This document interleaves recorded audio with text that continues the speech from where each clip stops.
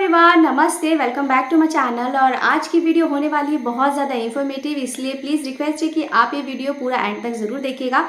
आज हम बात करने वाले हैं चंद्रयान 3 की। जैसा कि हम सभी को पता है कि चंद्रयान 3 का जो सक्सेसफुल लॉन्च हो चुका है 14 जुलाई 2023 यानी कि शुक्रवार को हुआ था। और इसका जो चंद्र मिशन के तहत चांद पर जो भेजा गया चंद्रयान 3 है वो 5 अगस्त को चंद्रमा की कक्षा में सक्सेसफुली प्रवेश करेगा। इस मौके पे हमारे देश के जो प्रधानमंत्री हैं, जो इस टाइम पे फ्रांस में हैं, उन्होंने ट्वीट करके देशवासियों को और इनके वैज्ञानिकों को बधाई दी और ये भी इसके साथ कहा कि ये चंद्रयान 3 जो है भारत की अंतरिक्ष यात्रा में एक नया चैप्टर है, एक नई शुरुआत है। तो आज का ये वीडियो हम इसी बात पे स्टार्ट करने वाले हैं। चंद्रयान 3 में आपको बता दूं कि इसका जो है लॉन्च जो हुआ था वो आंध्र प्रदेश के श्रीहरिकोटा के सतीश धवन स्पेस सेंटर से शुक्रवार को 2:30 बजे हुआ था। इस चंद्रयान 3 क्यों लॉन्च हुआ, कैसे लॉन्च हुआ, इसके क्या क्या फ़ायदे हैं, हमें क्या क्या फ़ायदे होते हैं, हमारे देश को क्या बेनिफिट्स मिलता है, इसके बारे में डिटेल वीडियो हम देखने वाले हैं। तो प्लीज़ वीडियो पूरा देखिएगा। चलिए वीडियो स्टार्ट करते हैं। चंद्रयान 3 लॉन्च करने जा रहा है, जिसकी कॉस्ट 650 लॉन्च कर चुका है और ये इसरो का आज तक का सबसे डिफिकल्ट मिशन होने वाला है। 2019 में जब चंद्रयान 2 लॉन्च हुआ तब हमने उसके बारे में एक वीडियो बनाया था। उस वीडियो के कमेंट्स में लोगों ने ये सवाल पूछना स्टार्ट किया, इसरो पर पैसा खर्च करना इतना इम्पोर्टेंट क्यों? देश में इतनी गरीबी है, पहले उसे सॉल्व करो ना। स्पेस में जाने से भारत को क्या फर्क पड़ता है? चलिए आज के इस वीडियो में जानते हैं कि भारत चांद पर तीसरी बार क्यों जाना चाहता है, हमने पिछली गलतियों से क्या सीखा है और कैसे इम्प्रूव किया है, चंद्रयान 3 मिशन के ऑब्जेक्टिव्स क्या है और इनसे क्या हासिल होगा, और भारत के स्पेस प्रोग्राम से हमें क्या फर्क पड़ता है। स्पेस मेरा फेवरेट सब्जेक्ट है और मुझे भारत की स्पेस जर्नी आप तक पहुंचाना काफी अच्छा लगता है। अगर आप ऐसे ही और इंटरेस्टिंग वीडियोस देखना चाहते हैं तो चैनल को सब्सक्राइब या फॉलो करना ना भूलिए। ये आपके लिए तो फ्री है, लेकिन इससे हमारी बहुत हेल्प होती है। चंद्रयान इम्पोर्टेंट क्यों? चंद्रयान भारत के स्पेस प्रोग्राम के लिए ही नहीं, भारत की इकोनॉमी के लिए भी इम्पोर्टेंट है। क्यों? चलिए जानते हैं। अक्सर जब हम कोई स्पेस डॉक्यूमेंट्री देखते हैं तो लगता है कि चांद पृथ्वी से ज्यादा दूर नहीं है, लेकिन सच तो ये है कि चांद और पृथ्वी के बीच इतना ज्यादा डिस्टेंस है कि हमारे सोलर सिस्टम के सारे प्लैनेट्स बीच में फिट हो जाएंगे। The moon is very far, जो हमने इस वीडियो में एक्सप्लेन भी किया है। मून सिर्फ एक सैटेलाइट नहीं, एक जियोपॉलिटिकल माइलस्टोन है। जब हम मून लैंडिंग की बात करते हैं तो हमारी आंखों के सामने नील आर्मस्ट्रांग और बज एल्ड्रिन की ये इमेजेस आती हैं। लेकिन बहुत कम लोग ये जानते होंगे कि अमेरिका से पहले यूएसएसआर चांद पर पहुंचा था लूना 2 के साथ, वो भी अपोलो 11 मिशन से 10 साल पहले। ऑफ कोर्स रशिया ने कभी भी इंसानों को मून पर नहीं भेजा, लेकिन चांद पर पहुंचने वाले वो पहले थे। दुनिया में ऐसे सिर्फ 3 देश हैं जिन्होंने चांद पर सॉफ्ट लैंडिंग किया है, अमेरिका, रशिया और चाइना। सॉफ्ट लैंडिंग का मतलब है सेफ लैंडिंग, यानी लैंड करने के बाद स्पेसक्राफ्ट सेफ हो। ये सॉफ्ट लैंडिंग काफी इंपॉर्टेंट है, क्योंकि एक बार हमने ये प्रूव कर दिया कि इसरो सॉफ्ट लैंडिंग कर सकता है तो हम इंपॉर्टेंट इंटरनेशनल स्पेस प्रोजेक्ट्स ले सकते हैं। जो काम आज नासा कर रहा है और पैसे कमा रहा है, वही काम हम भी कर सकते हैं। 2008 में चंद्रयान 1 के जरिए हम चांद पर पहुंचे जरूर, लेकिन वो एक मून इम्पैक्ट प्रोब था जिसने हार्ड लैंडिंग की। 4 साल पहले चंद्रयान 2 का भी मेन ऑब्जेक्टिव यही था कि चांद पर सॉफ्ट लैंडिंग करें। चंद्रयान का लॉन्च सक्सेसफुल हुआ था। इनफैक्ट अर्थ से मून तक की 3,84,400 किलोमीटर की दूरी हमने सक्सेसफुली कंप्लीट भी की, लेकिन लैंड करते समय सरफेस से सिर्फ आधे किलोमीटर दूर होने के बावजूद एक सॉफ्टवेयर ग्लिच की वजह से हम लैंड नहीं कर पाए। प्लान ये था कि विक्रम रोवर मून के सरफेस पर 14 दिनों के लिए स्टडी करेगा और इंफॉर्मेशन हम तक पहुंचाएगा, लेकिन कम्युनिकेशन डिवाइसेस फेल होने की वजह से मिशन अधूरा छूट गया। अब चंद्रयान 3 ये मिस्टेक्स रेक्टिफाई करना चाहता है और भारत के लिए ये एक सुनहरा मौका है हमारी इम्प्रूव टेक्नोलॉजी दुनिया को दिखाने का। ये सारी इम्प्रूवमेंट्स हम चैप्टर 2 में जानेंगे। चंद्रयान 3 के बारे में एक स्पेशल बात है और वो है उसकी लैंडिंग लोकेशन। अर्थ और मून एक वन साइडेड रिलेशनशिप में। आपको पता ही होगा कि मून अर्थ से टाइडली लॉक्ड है। मीनिंग ये है कि मून की सिर्फ एक ही साइड हमेशा अर्थ को दिखती है और दूसरी साइड नहीं। मून का 41% हिस्सा पृथ्वी से छुपा हुआ रहता है। सिमिलरली मून के साउथ पोल में ऐसे बड़े बड़े क्रेटर्स हैं जहां अरबों सालों से सनलाइट पहुंचा ही नहीं है। इन क्रेटर्स को स्टडी करके हम हमारे सोलर सिस्टम के ओरिजिन्स के बारे में इंपॉर्टेंट इंफॉर्मेशन पा सकते हैं। कहते हैं कि इसमें पानी भी है, पानी छुपा हो सकता है, वो भी थोड़ा बहुत नहीं, 100 मिलियन टन पानी। एट द सेम टाइम यहाँ hydrogen, ammonia, methane, sodium, mercury, silver जैसे एसेंशियल रिसोर्सेज हैं। ये लोकेशन आने वाले स्पेस मिशंस के लिए एक एक इंपॉर्टेंट स्टॉप बन सकता है। Chapter 2, Why this mission is different। Chandrayaan 2 और चंद्रयान 3 में इंप्रूवमेंट्स क्या हुई? 5 पॉइंट्स है और सबको एक एक करके समझते हैं। Number 1 is payload. 2019 के मिशन में हमारा पेलोड थोड़ा और कॉम्प्लेक्स था, जहां 3 मेन कंपोनेंट्स थे, लैंडर, रोवर और ऑर्बिटर। 2023 के मिशन में हमारा पेलोड सिंप्लीफाई हो चुका और यहाँ सिर्फ लैंडर और रोवर ही है। 2019 में हमारे ऑर्बिटर ने उसका मिशन कंप्लीट किया था, इसीलिए इस बार ऑर्बिटर को इंक्लूड करने की जरूरत नहीं पड़ी। Number 2, powerful lander. चंद्रयान 3 के टीम ने चंद्रयान 2 की मिस्टेक से इंपॉर्टेंट लेसन सीखे हैं। हमारे लैंडर के लेग्स और ज्यादा स्ट्रॉन्ग बनाए हैं ताकि वो इम्पैक्ट को बेहतर तरीके से रेजिस्ट कर पाए और सरवाइव कर पाए। पहले हमारा इंजन उतना पावरफुल नहीं था, तो वो लैंड करने से पहले सही समय रहते अपना स्पीड कम नहीं कर पाया और उसे एग्जैक्टली जहां पर लैंड करना था उस स्पॉट से कुछ 750 मीटर दूर जाकर गिरा। अब हमारे लैंडर की इंजन कैपेसिटी बढ़ाई गई है। एट द सेम टाइम उसमें हजार्ड डिटेक्शन सिस्टम भी ऐड हुआ है। Number 3, instruments. मून अर्थ को स्टडी करने के लिए एक ग्रेट प्लेटफॉर्म बन जाता है, जिससे हम हमारी पृथ्वी के बारे में डेटा कलेक्ट कर सकते हैं और फ्यूचर मिशंस प्लान कर सकते हैं। इनका यूज वेदर पैटर्न डिटेक्शन के साथ साथ एक्सोप्लैनेट्स के स्टडीज में भी हो सकता है। चंद्रयान 3 में शेप यानी स्पेक्ट्रोपोलरिमेट्री ऑफ हैबिटेबल प्लैनेट अर्थ नाम का एक इंस्ट्रूमेंट होने वाला है, जिससे हमारी अर्थ का डेटा रीड करके हमारे सोलर सिस्टम के बाहर हैबिटेबल एक्सोप्लैनेट्स ढूंढने में यूज हो सकता है। Number 4, launch vehicle.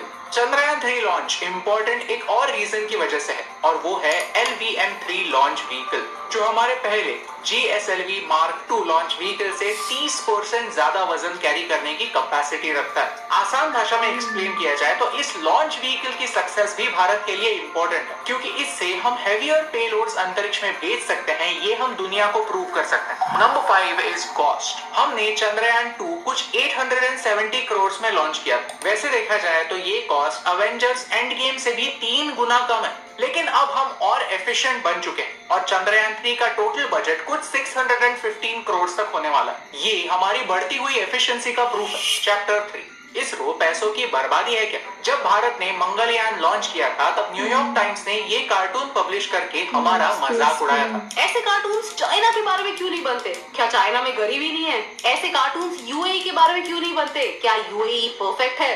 भारत एक उभरता हुआ देश है, भारत एक डेमोक्रेसी है और फिर भी स्पेस जैसे सेक्टर्स में एक इम्पोर्टेंट रोल प्ले कर रहा है। शायद ये बात कुछ वेस्टर्न लोगों को हजम नहीं होती, फिर वो ऐसा सवाल पूछते हैं कि इंडिया अफोर्ड स्पेस प्रोग्राम। चलिए एक सिंपल सा सवाल पूछते हैं कि हम हर साल हमारे स्पेस प्रोग्राम पर कितना खर्च करते हैं। इसरो के बजट्स पर सवाल आने वाले हैं, ये सतीश धवन सर को पता था, इसीलिए जब वो इसरो के चीफ बने तब वो सैलरी के तौर पर सिर्फ 1 रुपया लिया करते थे और इसी एफिशिएंसी की लेगेसी इसरो आगे भी कैरी करता है। ये चार्ट देखिए, हम पिछले 20 सालों से कंसिस्टेंटली हमारे स्पेस प्रोग्राम का बजट बढ़ा रहे हैं, दैट्स अ फैक्ट। लेकिन ये हमारे जीडीपी का सिर्फ 0.8% है। To put things in perspective, हम हमारे पोस्टल सर्विसेज को चलाने के लिए 36,000 करोड़ स्पेंड करते हैं, लेकिन इन पैसों में हमें क्या मिलता है? हमारे फ्रेंडली नेबर चाइना पर नजर रखने के लिए आंखें मिलती है। चाइना को भारत से इतना लगाव है कि अरुणाचल और लद्दाख में वो अपने लोग भेजता रहता है, वहाँ ऐसे सेटलमेंट्स बनाता रहता है और धीरे धीरे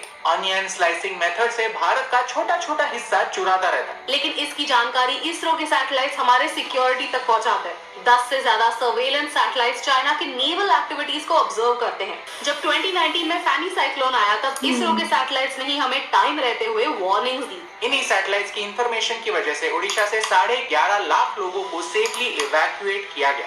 आज ओडिशा डिजास्टर मैनेजमेंट में नंबर 1 बन चुका है और यूनाइटेड नेशंस भी दूसरे देशों को ओडिशा का डिजास्टर मैनेजमेंट मॉडल सीखने की सलाह देता है। इसरो हमें हमारी ज्योग्राफी स्टडी करके डेटा देता है। इसी डेटा का इस्तेमाल करके हम किसानों को गाइडेंस दे सकते हैं। अर्थक्वेक्स, साइक्लोन्स, फ्लड्स की जानकारी एडवांस में हमें मिलने से हम बेहतर प्रिपेयर्ड रह सकते हैं और होने वाला नुकसान कम कर सकते हैं। और ये सब हमारे सैटेलाइट्स की वजह से पॉसिबल है। इसरो का बजट नासा से 15 गुना कम है और इतने कम बजट में भी इसरो के साइंटिस्ट आपकी और हमारी लाइफ बेहतर बनाते हैं। और सिर्फ हमारे लिए ही नहीं, इसरो फॉरेन देशों के लिए भी सैटेलाइट्स लॉन्च करता है और उससे पैसे भी कमाता है। आज तक हमने 28 देशों के लिए इन टोटल 239 सैटेलाइट्स लॉन्च किए हैं। पूरी दुनिया भारत के टैलेंट और एफिशिएंसी पर इतना विश्वास करती है, ये हमारे लिए गर्व की बात। स्पेस एक $multi-billion इंडस्ट्री बन चुकी है और चंद्रयान 3 के जरिए हम चांद पे छुपे रेयर मेटल्स और मिनरल्स का इस्तेमाल ह्यूमैनिटी के फ्यूचर के लिए कर सकते हैं। वीडियो की शुरुआत में हमने कहा कि इसरो भारत की इकोनॉमी के लिए भी इम्पोर्टेंट है।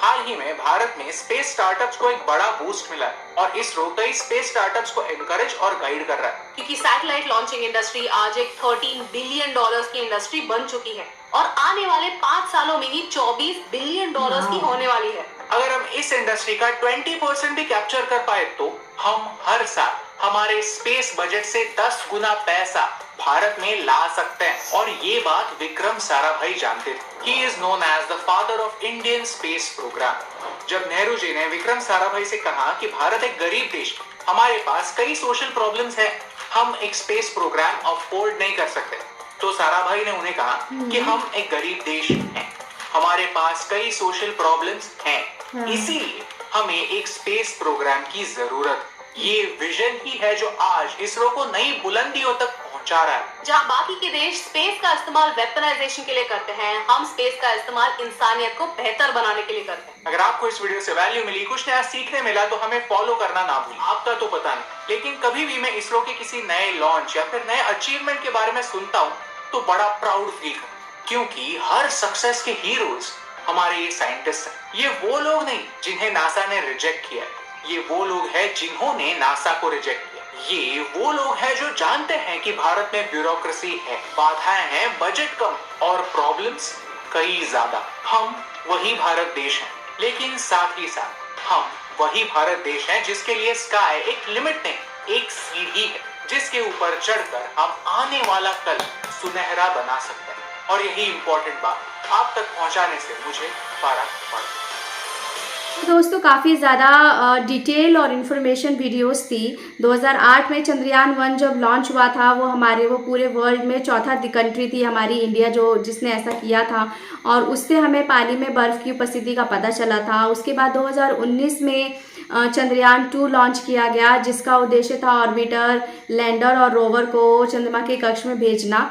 और ये अगर सब पूरा अच्छी तरह से सक्सेसफुल हो जाता तो ये करने वाला, इस तरह का करने वाला, सॉफ्ट लैंडिंग करने वाला जो है वो वर्ल्ड का फर्स्ट कंट्री हो जाता इंडिया। मगर उसमें थोड़ी तकनीकी गड़बड़ी की वजह से जो हमारा चंद्रयान 2 था वो सॉफ्ट लैंडिंग नहीं कर पाया और 2.1 किलोमीटर अराउंड वो पहले ही लैंड कर गया था, तो इस वजह से था। लेकिन अभी भी चंद्रयान 2 का जो ऑर्बिटर है वो अभी चंद्रमा के कक्षा में है और वो अपना काम अभी भी कर रहा है। उसके बाद 2023 में चंद्रयान 3 लॉन्च किया गया है और ये सक्सेसफुली लॉन्च हो चुका है, और उसके बाद 42 दिनों बाद ये अपनी चंद्रमा की कक्षा में प्रवेश करेगा। मुझे याद है चंद्रयान 2 जब लॉन्च हुआ था उस वक्त भी बेंगलोर में हमारे प्रधानमंत्री जी खुद उपस्थित थे, और इसकी सक्सेस के बाद उन्होंने उस वक्त और ये कहा था कि हॉलीवुड की ग्रेविटी मूवी के कम बजट से भी चंद्रयान 2 का लॉन्च कर दिया गया है।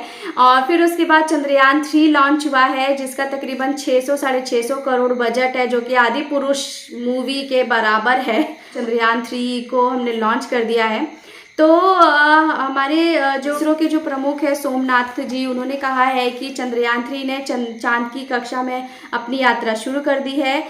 LVM-3M4 रॉकेट के चंद्रयान 3 को सटीक कक्षा में पहुंचा दिया है। तो अब तक तो हमें चंद्रयान 3 की सक्सेस इतनी मिल चुकी है। आगे इन 42 दिनों में वो किस तरह से अपना यात्रा करेगा और किस तरह से उसमें सक्सेस होगा, कैसे वो पहुंचेगा, वो भी एक बात देखने लायक है। मगर कुछ भी कहिए, भारत ने एक बहुत ही स्पेस के क्षेत्र में बहुत ही अच्छा कदम उठाया और बहुत अच्छी गति के लिए रफ्तार पकड़ी है, और बहुत ही कम बजट में हम ये सब कर पा रहे हैं, जो कि बहुत ही ज़्यादा अचंभित करने वाली बात है, और ये हमारे देश के लिए बहुत ही गर्व की बात है। आपको कैसा लग रहा है मुझे कमेंट सेक्शन में ज़रूर बताइए। वीडियो को ज़रूर लाइक कीजिएगा फ्रेंड्स, चैनल को सब्सक्राइब कीजिए, और मैं मिलती हूँ आपसे नेक्स्ट वीडियो में। तब तक के लिए नमस्कार।